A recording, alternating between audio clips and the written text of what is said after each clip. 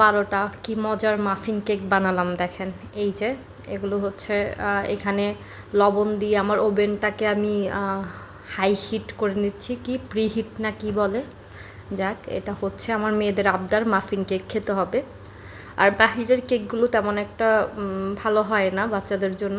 আমি প্রায় জিনিস চেষ্টা করি যতটুকুই পারি বাসায় বানানোর জন্য। এই অ্যাসেন্সটা আমি ইউজ করেছি। এই মোল্ডগুলো আমি 20 টাকা করে কিনে এনেছিলাম ইয়ে থেকে, নিউ মার্কেট থেকে। এটার সাথে এই মোল্ডের পেপারগুলো কিনেছি, 20টার দাম 20 টাকা নিয়েছে, একটা 1 টাকা করে পড়েছে। এই যে এখন হচ্ছে কেকগুলো দিয়ে দিয়েছি, এই যে দেখেন। দিয়ে দেওয়ার পর এটা আস্তে আস্তে ইয়ে হচ্ছে, বেশিক্ষণ লাগবে না, এটা জাস্ট 15 মিনিটের মধ্যে, 10-15 মিনিটের মধ্যে আপনার এই কেকগুলো হয়ে যাবে।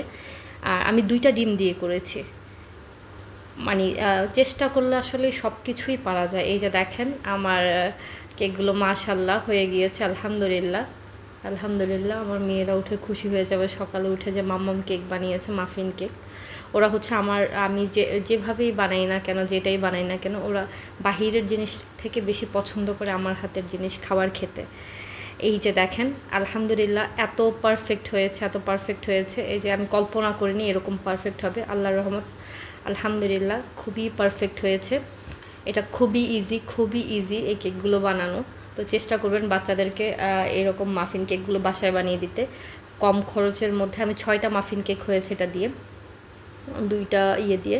সবাই ভালো থাকবেন, আসসালামু নিজের হাতে বানানো এত সুন্দর একটা মাফিন কেক আমি বারবার দেখছি, বারবার ভিডিও করছি, এত পারফেক্ট হবে এটা তো আমি কল্পনাও করিনি। এই যে বেশি বেশি লাইক দিবেন, শেয়ার করবেন, আর হচ্ছে এরকম ঝাঁকানাকা রেসিপি পেয়ে যাবেন। ঠিক আছে, আসসালাম।